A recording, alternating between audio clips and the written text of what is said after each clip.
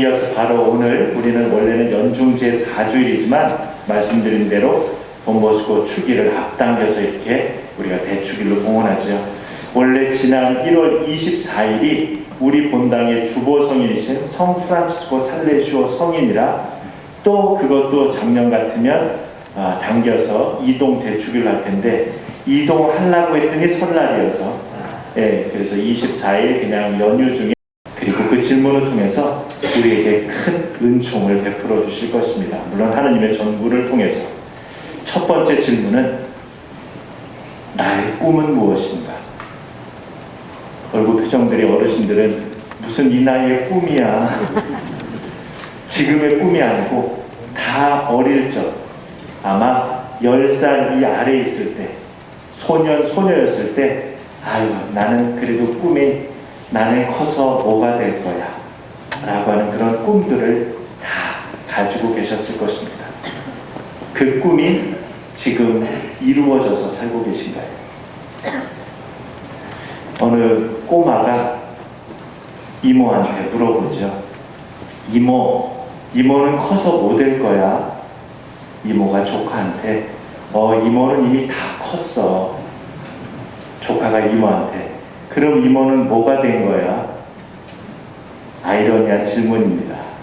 다 컸기 때문에 뭔가 됐을 것 같은데 엉뚱하게 어린 조카의 질문이 그 이모의 마음을 흔들어 놓기도 하죠. 몇 해 전인가 이렇게 뉴스를 통해서 보도된 거에 보면 68세 되신 할머니 한 분이 어릴 적 나름의 꿈이 있었습니다.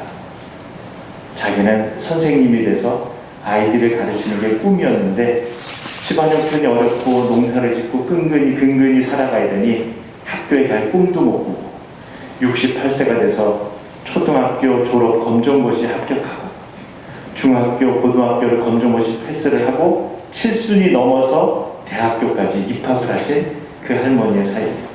아마 그 꿈은 그렇게 우리에게 있어서 간절하지 않은가 하는 생각을 해봅니다. 그 꿈은 바로 어린 요한 보스코, 우리가 지금 돈보스코 성인 축일을 보내고 있는데 어린 요한 보스코 역시 어릴 적 꿈이 사제가 되는 거였습니다.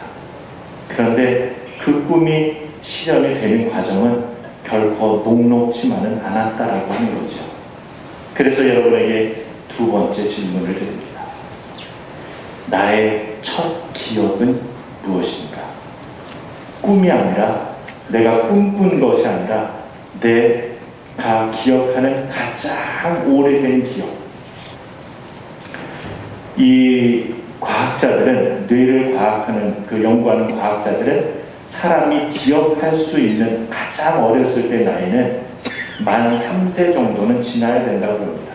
물론 이것이 이제 나중에 적어도 한 40, 50대 정도 됐을 때 내가 어릴 적 과거의 첫 기억을 꿈꾸는 것이 그 정도가 돼야 된다고 하는 거죠. 혹시 여러분들 내 가장 오래된 첫 기억이 뭔지 생각해 보신 적이 있나요? 저는 한번 제 가장 오래된 첫 기억이 무엇일까 라고 생각해 봤는데 우리 집이 도둑 맞은 거였습니다. 그리고 그때 어렸을 때 당시에 저희가 잘 살았던 것 같아요. 제 머릿속에 우리 집의 구조가 언뜻 이렇게 비춰집니다. 실내에서 2층으로 올라가는 집이 있는 집이었으니 괜찮게 잘 살았던 집이죠. 조금 지나고 나서의 기억은 아침마다 검정색 집차가 아버지를 모시러 출퇴근을 위해서 오셨던 기억이 나서 마당을 그 공터를 한 바퀴 태워달라고 어릴 적 이렇게 기사 아저씨한테 했던 기억이 나는데 그거보다 조금 더 오래된 기억이 도둑 맞은 기억이었습니다. 그래서 순간 그럼 나는 왜 도둑 맞은 기억을 왜 하고 있을까? 그거에 대한 생각은 그냥 끊임없이 이렇게 해왔습니다. 그리고 나중에 이제 수도원에 오고 어느 날 집에 본가가 휴가를 갔다가 저녁에 어머니하고 두런두런 이야기하다가 그 얘기를 문득 꺼냈더니 그렇게 오래된 기억을 어떻게 기억하냐고 이렇게 물었더라고요. 그래서 그때 도둑 맞은 적 있었다 사실이었고 그래서 우리 집이 뭐 잊어버린 게 있었나 했더니 다행히 도둑이 훔쳐간 거는 아무것도 없었다고 합니다. 그리고서 어머니와의 대화는 끝나고 계속 돈보스코 축일이 되고 이러면 이 돈보스코 1화에 나와 있는 이것 때문에 저도 첫 기억이 의미가 있다는 것 때문에 무엇일까라고 생각해 보니 결국 내 마음 안에 도둑이 들 수는 있겠다. 즉 내가 가장 추구하는 하느님 나라를 나는 끊임없이 살라고 하는데 도둑이 들어서 그것을 방해할 수는 있었겠다. 그런데 다행인 것은 도둑이 아무것도 훔쳐가지 못했다라고 하는 거죠. 그 기억이 다행히 그러면 내 마음 안에 도둑이 들 수는 있지만 우리가 신앙에서 이야기할 때는 뭐 악마, 마귀 정도 되겠죠. 끊임없이 내 마음을 흐트러 놓는 건 있지만 결코 그 악마나 마귀가 훔쳐갈 수는 없었구나라고 해서 정말로 다행이다라는 생각을 합니다. 돈보스코에게 있어서 첫 기억은 바로 아버지의 죽음이었습니다. 돈보스코는 자신이 나중에 50 중반쯤 돼서 그동안에 당신이 청소년들과 함께했던 그 사목에 그것을 정리를 하면서 오라토리오 회상이라고 하는 자서전적인 책을 하나 씁니다. 근데 자서전은 아니고 하느님께서 어떻게 이 사목 안에 함께 하셨는가를 책으로 쓰는데 거기에 바로 첫 대목이 아버지의 죽음인데요. 그 얘기하기 직전에 우리가 오라토리오 우리 많이 들었죠? 오라토리오에서 매달 말일이 되면 2차원 분도 하잖아요. 오라토리오는 도대체 뭔 소리인가? 자, 오라레라고 하는 기도하다라는 단어하고 또리오는 장소를 얘기합니다. 그래서 기도하는 집, 기도하는 곳이 바로 오라토리오라는 뜻입니다. 원래가. 지금도 이태리의 성지순례를 가면 성당 같은데 성당이라는 단어보다 오라토리오라고 물론 알파벳으로 써있는 곳을 가면 그것은 성체가 현시되어 있는 조그만 경당 같은 그런 곳입니다. 그러면 오라토리오를 굳이 왜 성당이라고 표현하지 않을까? 성당이라고 표현된 것은 견진성사와 또 이렇게 혼배성사나 성탄 밤미사와 이렇게 부활 성야미사를 봉헌할 수 있는데 그곳에서는 그렇게 부활 성야미사나 성탄 밤미사를 봉헌할 수 없고 기도하는 것이 주된 곳입니다. 근데 그 개념을 이제 돈보스코 시대에 물론 조금 앞에 성 필리포 네리 성인도 관여가 되어 있는데 돈보스코는 단순하게 기도하는 집으로만 끝나는 것이 아니라 우리 아이들이 여기서 뛰어놀 수도 있고 기도도 하고 배움의 장도 하는 다양한 그런 곳을 이제는 살레시오 안에서 오라토리오라고 그렇게 이야기를 하니 우리 본당에 있는 오라토리오도 아이들이 방과후 교실처럼 와서 교육의 장도 되고 뛰어놀 수 있는 운동장도 되고 기도할 수 있는 집이 되고 이것이 이제 오라토리오의 모습입니다. 그래서 그 오라토리오 회상의 첫 장면이 바로 아버지의 죽음이죠. 돈보스코는 태어난 지 만 2살이 채 되지 않은 날이었습니다. 그러니 돈보스코의 기억이 굉장히 과학적인 것보다 더 멀리 깊숙이 들어있는데 그만큼 아버지의 죽음이 자신의 삶 안에 강렬하게 남아있었기 때문이겠죠. 어느 날 농사를 짓는 집인이 아버지가 농사일로 땀을 뻘뻘 흘리면서 오셔가지고 창고에 습하고 차가운 창고에 볼일 보러 잠깐 내려가셨다가 급성 폐렴이 걸리셔서 며칠을 앓고 돌아가시죠. 가족이 다 모여서 아버지의 죽음 앞에서 함께 애도하고 슬퍼하고 이제 그 방을 다 빠져나올 때 어린 요한 보스코는 거기서 떠나오지 못하고 아버지의 죽음 앞에서 움직이질 않습니다. 그때 엄마가 얘야 이제 너에게는 아버지가 계시지 않단다 라고 하는 그 말이 돈보스코는 자신의 첫 기억 아버지의 죽음이었습니다.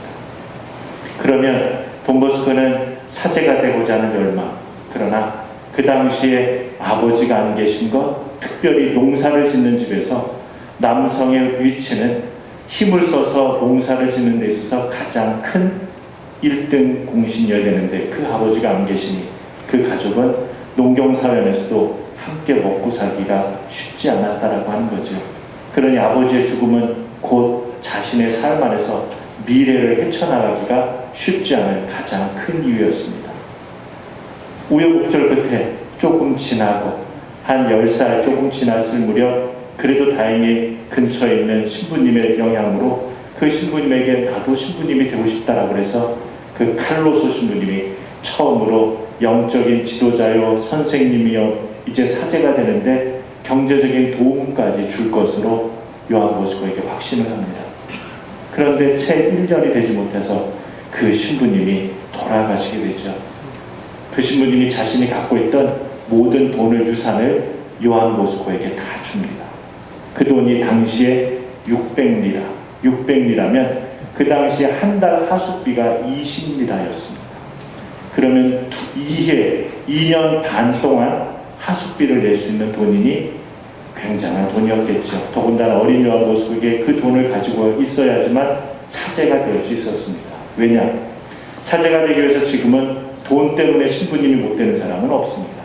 아무리 경제적으로 가난하다고 하더라도 성소, 후원회도 있고 여러 가지 도움의 그런 제도들이 있기 때문에 돈이 없어서 신부님이 되지는 못합니다.